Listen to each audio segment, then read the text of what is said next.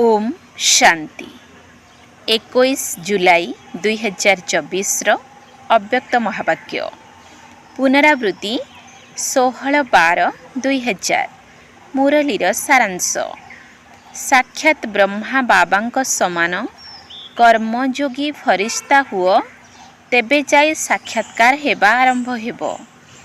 साक्षात ब्रह्मा बाबांक समान कर्मयोगी फरिश्ता हुओ तेबे जाई साक्षात्कार हेबा आरंभ हेबो। आजी ब्राह्मण संसारर रचयिता बाप दादा निजर ब्राह्मण संसार को देखि हर्षित हेउछंती। एहा केते छोटिया एवं प्रिय संसार। प्रत्येक ब्राह्मण आत्मार मस्तकरे भाग्यर तारका चमकुछि। समस्ते क्रमान्वୟରେ रहिथिले मध्य समस्तंकर तारका भितरे भगवान को चिन्हिबार एवं तांकर संतान हेबार श्रेष्ठ भाग्यर चमक रहिछि। जेउ पितांकर परिचय को न जानी ऋषि मुनि तपस्वी माने नेति नेति कही चाली गले, किंतु सही पिता को ब्राह्मण संसारर भोली भाली आत्मा माने चिन्हि पारिले एवं पाईगले। एभली भाग्य केउ भली आत्मा मानकु प्राप्त हेउछि? जेउ माने अति साधारण आत्मा अटंती। बाबा मध्य साधारण शरीर रे आसुछंती एवं पिला मानक भितरे मध्य साधारण आत्मा माने ही चिन्हि पारुछंती।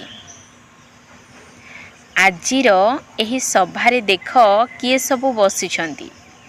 अर्बपति खर्बपति बसिछंती कि साधारण आत्मा मानकर ही गायन रहिछि। बाबांकर गायन दीनबंधु नाम रे ही रहिछि। अर्बपति खर्बपतिंकर बंधु बोली तो गायन हेउ नाही। जिए बुद्धिवान मानकर बुद्धि अर्थात परम बुद्धिवान बाबा कौनसी अर्ब खर्बपतिर बुद्धि को परिवर्तन करि परिबे नाही। एथिरे कोन बड़ कथा अछि कि? किंतु ड्रामार नियम बड़ कल्याणकारी रूपरे तैयारी होइछि। परमात्मांकर कार्य बिंदु बिंदु जलरे पुष्करिणी तैयारी हेबार अछि। अनेक आत्मांकर भविष्यत निर्माण हेबार अछि। 10-20 जनकर नुहे अनेक आत्मांकर सफल हेबार अछि। सेथिपाई गायन रहिछि बिंदु बिंदुरे पुष्करिणी। तुमी माने जिए जेतिकी निजर शरीर मन धन सफल करि चलिछ सेही अनुसारे सफलतार तारका होई जाउछ। तेबे समस्ते सफलतार तारका होई गलणी तो होई गलणी ना एबे हेबो भाबुछंती। भाब नाही, करिबी देखिबी करिबाकु तो पड़िबो। एही भली भाबी चिंती हेबा मध्य समय नष्ट करिबा बा भविष्यतर एवं वर्तमानर प्राप्ति को हराइबा। बाप दादांक पाखरे केही केही पिलांकर गोटिए संकल्प पहुँचुछि। बाहर वाला तो बिचरा अटंती, किंतु ब्राह्मण आत्मा माने बिचरा नुहंती, विचारवान अटंती, बुद्धिमान अटंती। किंतु केबे केबे केही केही पिलांक भितरे गोटिए दुर्बल संकल्प उठुछि। सुनिबो ताहा कोन? समस्ते हाथ उठाउछंती। बहुत भल। पिला माने केबे केबे भाबुछंती कोन विनाश हेबो ना नाही। 19 चक्र तो पूरा होई गला। 2000 मसिया मध्य निश्चित पूरा होइछिबो। तेबे विनाश आउ केते दिन रहिला? बाप दादा भाबुछंती एहा तो बड़ हस लागिबा भली कथा। कारण विनाशर कथा भाबिबा अर्थ बाप दादांको विदाय देई देबा। काहेकि ना जदि विनाश होइछिबो तेबे बाबा तो परम धाम को चली छिबे ना।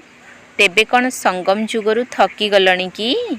एहा को हीरातुल्य बोली कहुछ, किंतु सुवर्ण जुग को अधिक मने पकाउछ। तेबे विनाश हेबो तो निश्चित, किंतु अपेक्षा काहेकि करिछ? पुणी केही केही भाबुछंती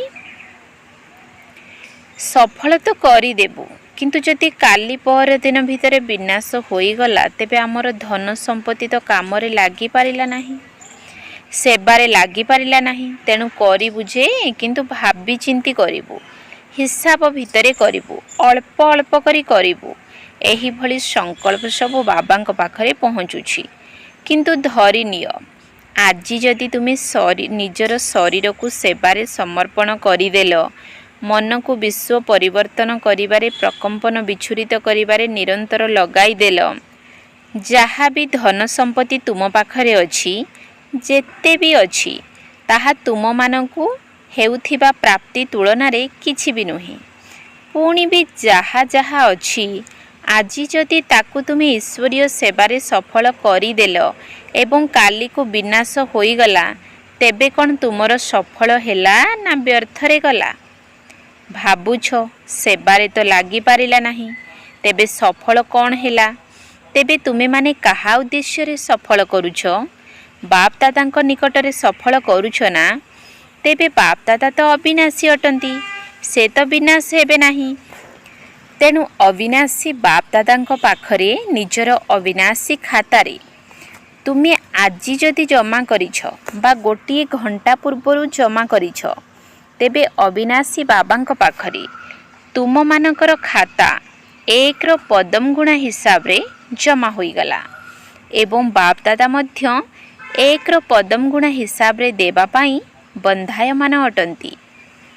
तेबे बाबा तो कुआडे चाली छिबे नाही ना, पुरुणा सृष्टिर ही विनाश हेबो ना, किंतु तुम मानकर आंतरिकतार सहित सफल करिथिबा शरीर मन धनर बाध्य बाधकतारे बा देखा देखी हिसाब रे करिथिबा धनर पूरा प्राप्ति मिलिब नाही।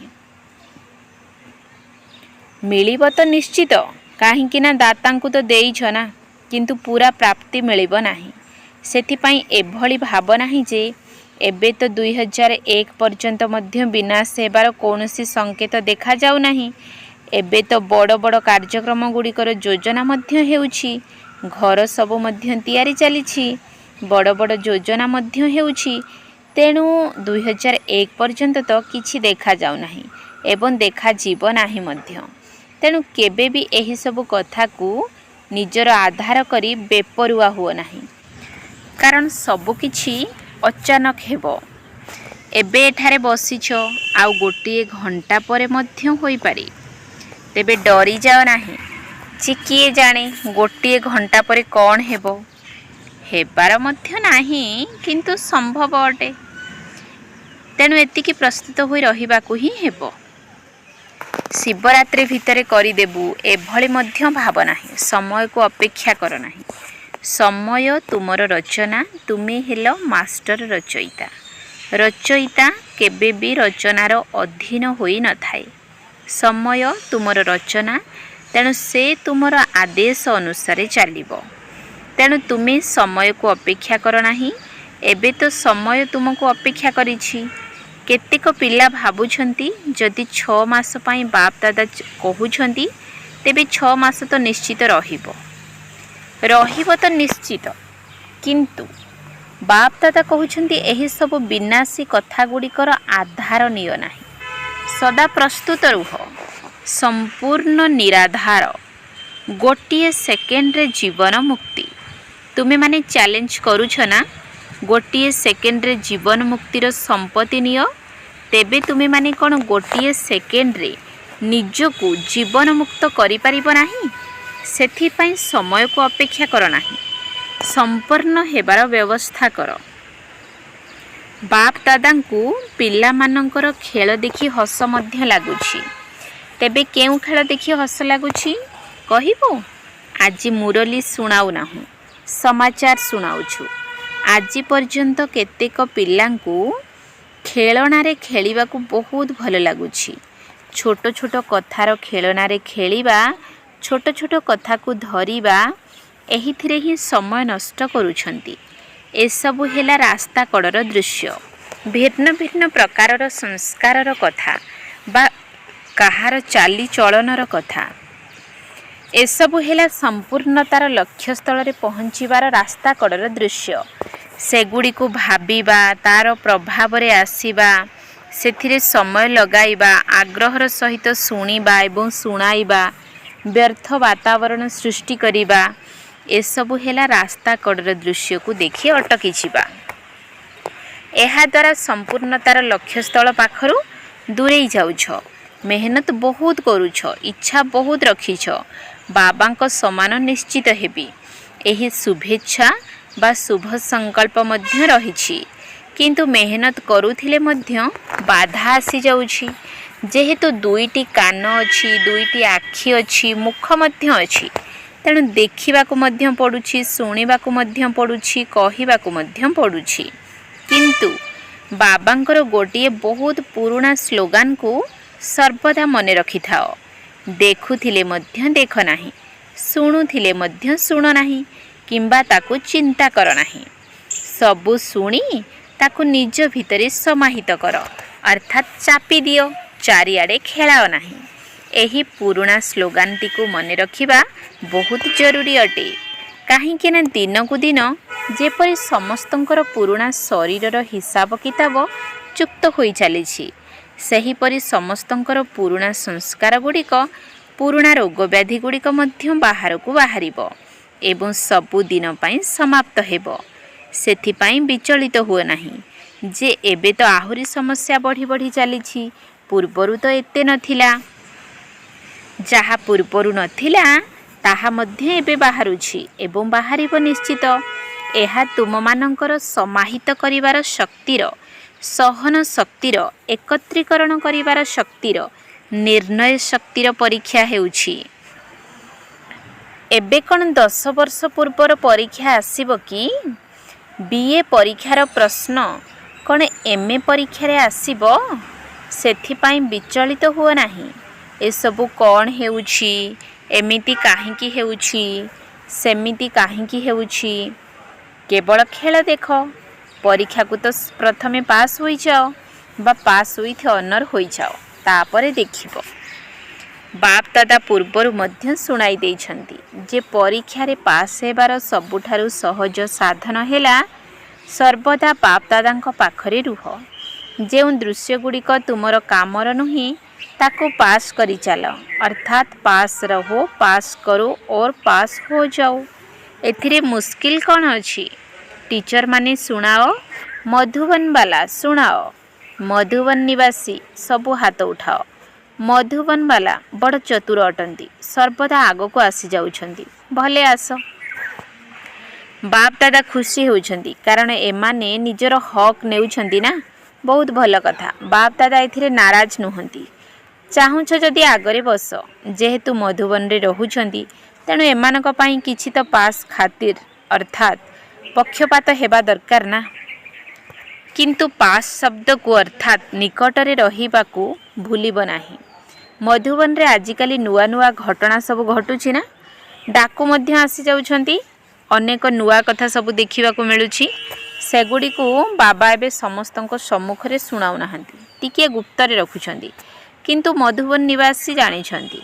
तेणु सबुथिरे मनोरंजन रो अनुभव कर, द्वंद्व रे रुह नाही। तेबे जे कोनोसी कथा हेउ जदि ताको मनोरंजन मने करी खुशी मौजरे अतिक्रम न करि परिबो, तेबे निश्चित द्वंद्व रे रहिबो। तेणु द्वंद्व रे रहिबा भल ना ताको पास करी खुशी मौजरे रहिबा भल?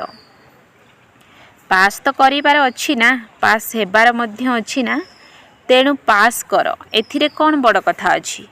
किछि भी बड़ कथा नाही। तेबे कथा को बड़ करिबा बा छोट करिबा निज बुद्धि उपरे निर्भर करे।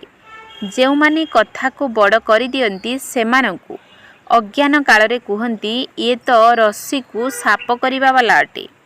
सिंधी भाषा रे कुहंती नूरी को नाग करुछि, एभली खेल कर नाही।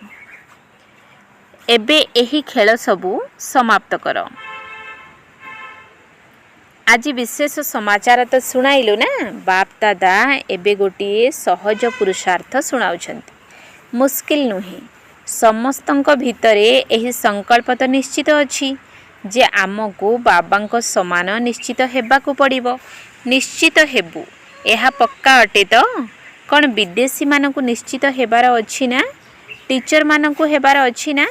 एते सबु टीचर माने आसीछंती, बाह टीचर मानकर तो कमाल कुहाजिबो। बाप दादा आज टीचर मानकर गोटिए खुशी खबर सुनिबाकू पाइले। ताहा कौन कुह तो? टीचर मानकू आज सुनार बैच मिलिछि। जो मानक गोल्डन मेडल मिली से माने हाथ उठाओ। कौन पांडव मानक मध्य मिली बाबांकर समवर्गी साथी माने तो वंचित रहिबा उचित नुही।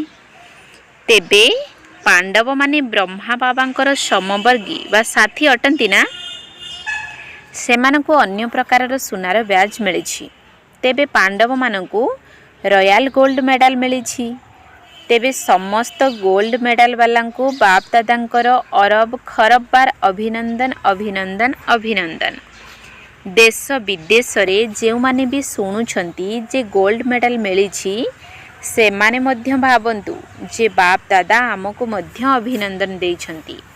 चाहे पांडव होइथांतु कि शक्ति सेना होइथांतु जे कोनोसी कार्य निमित्त हेबा वाला को खास करी दादी माने परिवार भितरे रहुथिबा वालांकु मध्य विशेष भावरे कौनसी ना कौनसी विशेषता आधार रे गोल्डन मेडल देइछंती। तेणु जहाकु भी जे विशेषता आधार रे चाहे समर्पण होइथिबा कारणरु हेउ बा कौनसी भी सेवारे विशेष रूप रे आगकु बढ़िबा वालांकु दादी मानक द्वारा मध्य गोल्डन मेडल मिलिछि। तेणु दूर रे बसी शुणुथिबा पिला मानक मध्य बहुत बहुत अभिनंदन। तुमे समस्ते दूर रे बसी मुरली शुणिबा वालांक पई एवं गोल्डन मेडल वालांक पई गोटिए हातर ताली बजाओ। सेमाने मध्य तुम मानकर ताली को देखुछंती, सेमाने मध्य हसुछंती एवं खुशी होउछंती। तेबे बाप दादा सहज पुरुषार्थर कथा सुनाउथिले। एबे तो सब किछि अचानक हेबार समय। तेणु गोटिए घंटा पूर्वर मध्य बाप दादा जणाइबे नाही बा घोषणा करिबे नाही करिबे नाही नचेत क्रमान्वय किपरि हेबो। जदि अचानक न हेबो तेबे ताको परीक्षा किपरि कुहाजिबो।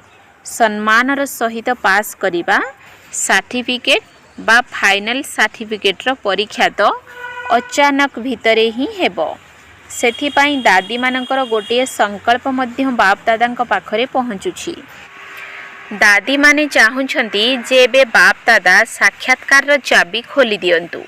एहा ही सेमानकर संकल्प। कोन तुमे माने मध्य एही कथा चाहुछ? जदि बाप दादा चाबी खोली देबे तेबे तुमे माने निमित्त हेबो तो? अच्छा, बाप दादा चाबी खोलिबे? ठीक अछि। बाप दादा हाँ जी करुछंती। ताली बजाई देले। प्रथमे पूरा कथा सुनो तापरे ताली बजाओ। बाप दादा को चाबी खोलिबा को डेरी काहेकि लागिबो? किंतु ए सबु कराइबे काहा द्वारा? बाबा को प्रत्यक्ष किए करिवे? पिला माने ना बाबा? पिला मानक द्वारा ही बाबा को प्रत्यक्ष करिबा को हेबो। काहेकि ना जदि ज्योति बिंदुर साक्षात्कार मध्य होई जिवो तेबे केही तो बिचरा अटंते ना, बुझी भी पारिबे नाही जे एहा कौन अटे। कारण शेष समय शक्ति मानक द्वारा एवं पांडव मानक द्वारा ही बाबा को प्रत्यक्ष हेबार अछि। तेणु बाप दादा यही कथा कहउछंती जे सब पिलांकर जदि यही गोटे ही संकल्प अछि जे आमको बाबा को समान ही हेबार अछि, एथिरे तो समस्ते एकमत अटना। द्वितीय विचार तो किछि नाही ना। तेणु ब्रह्मा बाबा को अनुकरण कर। ताहा हेले अशरीरी हेबा बा बिंदु हेबा आपे आपे होइछिबो। ब्रह्मा बाबा को सहित तो समस्तंकर स्नेह अछि ना। सबुठारु अधिक देखिबाकु मिलुछि जे विदेशी मानकर ब्रह्मा बाबा को प्रति बहुत स्नेह रहिछि। एमिति तो समस्तंकर अछि, किंतु सेमाने जदिও एही नेत्र द्वारा ब्रह्मा बाबा को देखि नाहंती, किंतु अनुभवर नेत्र द्वारा अधिकांश पिला ब्रह्मा बाबा को देखिछंती एवं सेमानकर बहुत स्नेह मध्य रहिछि। एमिति तो भारतर गोपी माने पांडव माने मध्य अछंती। पुणी बे बाप दादा केबे केबे विदेशी मानकर अनुभवर कहानी मध्य शुणुछंती। भारतवासी टिकिए गुप्त रखुछंती। सेमाने जेतेबेले ब्रह्मा बाबा विषय रे शुणांती ताहा बाप दादा मध्य शुणंती एवं अन्य मानकु मध्य शुणांती। तेणु विदेशी मानकु अभिनंदन। London, America, Australia, Africa, Asia, Russia, Germany अर्थात सबुआडर विदेशी पिला मानकु तथा जेउ माने एबे दूर रे रही मध्य शुणुछंती सेमानकु बाप दादा अभिनंदन देउछंती। खास करी ब्रह्मा बाबा मध्य अभिनंदन देउछंती। ଭାରତବାସୀଙ୍କର ସ୍ନେହ ଟିକିଏ ଗୁପ୍ତରେ ଅଛି, ଏତେ ପ୍ରସିଦ୍ଧ କରିପାରିନ୍ତି ନାହିଁ। ତେଣୁ ଟିକିଏ ଗୁପ୍ତରେ ରଖନ୍ତି, କିନ୍ତୁ ଏବେ ପ୍ରତ୍ୟକ୍ଷ କର। ବାକି ଭାରତରେ ମଧ୍ୟ ବହୁତ ଭଲ ଭଲ ସ୍ନେହୀ ପିଲାମାନେ ଅଛନ୍ତି। ଏଠାରେ ଏଭଳି ଗୋପୀମାନେ ମଧ୍ୟ ଅଛନ୍ତି ଯେଉଁମାନଙ୍କର ଅନୁଭବ ଆଜିକାଲିର ପ୍ରଧାନମନ୍ତ୍ରୀ ରାଷ୍ଟ୍ରପତି ମଧ୍ୟ ଶୁଣିଲେ ସେମାନଙ୍କ ଆଖିରେ ବି ଲୁହ ଆସିଯିବ। ଏଭଳି ଅନୁଭବ ମଧ୍ୟ ଅଛି, କିନ୍ତୁ ତାକୁ ଗୁପ୍ତ ରଖୁଛନ୍ତି, ଏତେ ଖୋଲୁ ନାହାନ୍ତି। ସେମାନଙ୍କୁ ସୁଯୋଗ ମଧ୍ୟ କମ୍ ମିଳୁଛି। ତେବେ ବାପ ଦାଦା ଏହି କଥା କହୁଛନ୍ତି ଯେ ବ୍ରହ୍ମା ବାବାଙ୍କ ସହିତ ସମସ୍ତଙ୍କର ସ୍ନେହ ଅଛି ତ? ସେଥିପାଇଁ ତ ନିଜକୁ ବ୍ରହ୍ମା କୁମାରୀ ବୋଲି କହୁଛ ନା ଶିବ କୁମାରୀ କହୁଛ? ବ୍ରହ୍ମା କୁମାରୀ କହୁଛ ନା? ତେଣୁ ବ୍ରହ୍ମା ବାବାଙ୍କ ସହିତ ସ୍ନେହ ତ ନିଶ୍ଚିତ ଅଛି। ଆଚ୍ଛା ଠିକ୍ ଅଛି, ଅଶରୀରୀ ହେବାରେ ଟିକିଏ ମେହନତ ମଧ୍ୟ କରିବାକୁ ପଡ଼ୁଛି, କିନ୍ତୁ ବ୍ରହ୍ମା ବାବା ଏବେ କେଉଁ ରୂପରେ ଅଛନ୍ତି? କୁହ କେଉଁ ରୂପରେ ଅଛନ୍ତି? ତେଣୁ ବ୍ରହ୍ମା ବାବାଙ୍କ ସହିତ ସ୍ନେହ ଅର୍ଥାତ୍ ଫରିସ୍ତା ସ୍ୱରୂପ ସହିତ ସ୍ନେହ। ଆଚ୍ଛା ଠିକ୍ ଅଛି, ବିନ୍ଦୁ ହେବା ପାଇଁ କଷ୍ଟ ଲାଗୁଛି, ଫରିସ୍ତା ହେବା ତ ତାଠାରୁ ସହଜ ନା? ସମସ୍ତେ କୁହ, ବିନ୍ଦୁ ସ୍ୱରୂପ ଠାରୁ ଫରିସ୍ତା ସ୍ୱରୂପରେ ସ୍ଥିତ ହେବା ତ ସହଜ ଅଟେ ନା? ତୁମେମାନେ ଏକାଉଣ୍ଟ କାର୍ଯ୍ୟ କରିବା ସମୟରେ ବିନ୍ଦୁ ସ୍ୱରୂପ ହୋଇପାରିବ, କିନ୍ତୁ ଫରିସ୍ତା ସ୍ୱରୂପ ହୋଇପାରିବ ନା? ବିନ୍ଦୁ ରୂପରେ କର୍ମ କରୁ କରୁ କେବେ କେବେ ବ୍ୟକ୍ତ ଶରୀରକୁ ଆସିବାକୁ ପଡ଼ୁଛି। କିନ୍ତୁ ବାପଦାଦା ଦେଖିଛନ୍ତି ବୈଜ୍ଞାନିକମାନେ ଲାଇଟ୍ ଦ୍ୱାରା ଚାଲୁଥିବା ଗୋଟିଏ ରୋବୋଟ ଅର୍ଥାତ୍ ଯନ୍ତ୍ର ମାନବ ନିର୍ମାଣ କରିଛନ୍ତି। ଶୁଣିଛ ନା? ଯଦିଓ ଦେଖିନାହ କିନ୍ତୁ ଶୁଣିଛ ତ? ମାତାମାନେ ଶୁଣିଛ? ତୁମମାନଙ୍କୁ ଚିତ୍ର ଦେଖାଇଦେବା। ସେମାନେ ଲାଇଟ୍ ଆଧାରରେ ଯେଉଁ ରୋବୋଟ ତିଆରି କରିଛନ୍ତି ସେ ସବୁ କାମ କରିପାରୁଛି, ଆହୁରି ତୀବ୍ର ବେଗରେ କରୁଛି, ତାହା ମଧ୍ୟ ଲାଇଟ୍ ଆଧାରରେ। ଏବଂ ଏହା ହେଉଛି ବିଜ୍ଞାନର ପ୍ରତ୍ୟକ୍ଷ ପ୍ରମାଣ। ସେଥିପାଇଁ ବାପଦାଦା କହୁଛନ୍ତି ଯୋଗର ଶକ୍ତି, ଯୋଗର ଲାଇଟ୍ ଆଧାରରେ ତୁମେମାନେ କ'ଣ କାର୍ଯ୍ୟ କରିପାରିବ ନାହିଁ? କରିପାରିବ ନା ନାହିଁ? ଇଞ୍ଜିନିୟର ଏବଂ ବୈଜ୍ଞାନିକମାନେ ମଧ୍ୟ ବସିଛନ୍ତି। ତେଣୁ ତୁମେମାନେ ମଧ୍ୟ ଏଭଳି ଏକ ଆତ୍ମିକ ଶକ୍ତିର ଯନ୍ତ୍ର ମାନବ ଭଳି ସ୍ଥିତିର ଉଦ୍ଭାବନ କର, ଯାହାକୁ କୁହାଯିବ ଆଧ୍ୟାତ୍ମିକ କର୍ମଯୋଗୀ ବା ଫରିସ୍ତା କର୍ମଯୋଗୀ। ପ୍ରଥମେ ତୁମେମାନେ ପ୍ରସ୍ତୁତ ହୋଇଯାଅ। ଇଞ୍ଜିନିୟର ମଧ୍ୟ ଅଛନ୍ତି, ବୈଜ୍ଞାନିକମାନେ ମଧ୍ୟ ଅଛନ୍ତି। ପ୍ରଥମେ ତୁମେମାନେ ଅନୁଭବ କର। କରିବ ତ? କରିପାରିବ? ଆଚ୍ଛା ଏହିଭଳି ଯୋଜନା ପ୍ରସ୍ତୁତ କର। ବାପଦାଦା ଏହିଭଳି ଆଧ୍ୟାତ୍ମିକ ଚଳପ୍ରଚଳ କରୁଥିବା କର୍ମଯୋଗୀ ଫରିସ୍ତା ଦେଖିବାକୁ ଚାହୁଁଛନ୍ତି। ତେଣୁ ଅମୃତ ବେଳାରେ ଉଠ, ବାପଦାଦାଙ୍କ ସହିତ ମିଳନ କର, ଆତ୍ମିକ ବାର୍ତ୍ତାଳାପ କର, ବରଦାନ ନିଅ, ତାପରେ ଯାହା କରିବାର ଅଛି କର। କିନ୍ତୁ ପ୍ରତିଦିନ ଅମୃତ ବେଳାରେ କର୍ମଯୋଗୀ ଫରିସ୍ତା ଭବର ବରଦାନ ନେଇ ତାପରେ ନିଜର କର୍ମକ୍ଷେତ୍ରକୁ ଯାଅ। ଏହିପରି ହୋଇପାରିବ? ଏହି ନୂତନ ବର୍ଷରେ ଲକ୍ଷ୍ୟ ରଖ ସଂସ୍କାର ପରିବର୍ତ୍ତନ, ନିଜର ଏବଂ ନିଜର ସହଯୋଗ ଦ୍ୱାରା ଅନ୍ୟମାନଙ୍କର ମଧ୍ୟ ସଂସ୍କାର ପରିବର୍ତ୍ତନ।